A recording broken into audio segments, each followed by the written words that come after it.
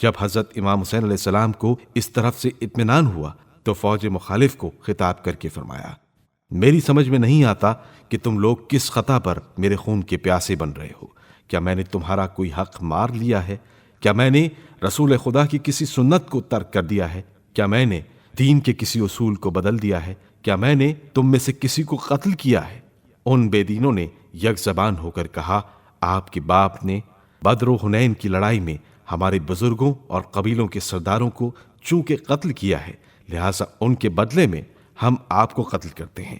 اس وقت حضرت امام حسین علیہ السلام نے بنگاہ حسرت و یاس چاروں طرف دیکھا اور اپنی بے کسی و تنہائی کا خیال کر کے فرمانے لگے، اے مسلم ابن عقیل، اے ہانی ابن عروہ، اے حبیب ابن مظاہر، اے زہیر ابن قین، اے یحییٰ ابن کثیر، اے ہلال ابن نافع، اے ابراہیم ابن الحسین، اے مسلم ابن اوسجہ، اے حر ریاحی، اے ابو الفضل العباس، اے علی اکبر، اے میرے شیر دل بہادروں، اے میرے بے مثل دلیروں، تمہیں کیا ہو گیا ہے کہ میں پکارتا ہوں اور تم جواب تک نہیں دیتے؟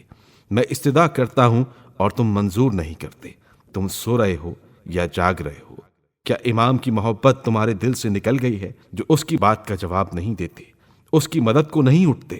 دیکھو، یہ حضرت رسول خدا صلی اللہ علیہ وآلہ وسلم کی ناموس ہیں جو تمہاری اعانت نہ ہونے کی وجہ سے رو پیٹ رہے ہیں۔ اے شریف خیال بزرگوں، اب اپنی نیند سے چونکو اور ان کمینے سرکش بے دینوں کو اپنے رسول کے حرم پاک سے دور کرو۔ افسوس، تم لوگوں کو موت آ گئی۔ زمانے نے تم سے بے وفائی کی، اسی سبب سے تم مجبور ہو گئے، ورنہ استدعا کے قبول کرنے میں ذرا بھی تامل نہ کرتے اور میری نصرت سے ہاتھ نہ اٹھاتے۔ میں تمہارے فراق میں نہایت آزردہ ہوں، میں بھی تمہارے پیچھے آنے والا ہوں اور ہم سب کی بازگشت اسی کے حضور میں ہوگی۔ حضرت امام حسین علیہ السلام یہی فرما رہے تھے کہ عمر ابن سعد کی فوج نے چاروں طرف سے گھیر کر آپ علیہ السلام پر حملہ کرنا شروع کر دیا اور نیزہ و شمشیر اور تیر و تبر کے وار پر وار ہونے لگے۔ جو بے رحم حضرت امام حسین علیہ السلام سے دور تھے اور تلوار یا نیزے کا وار نہیں کر سکتے تھے، وہ دور سے پتھر ہی مارتے تھے۔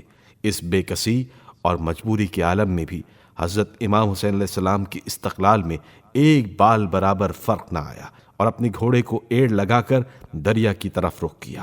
اس وقت چونکہ دریا کی محافظ فوجیں بھی حملے میں شریک تھیں، لہٰذا نہر فرات کا راستہ کسی قدر کشادہ ہو گیا تھا۔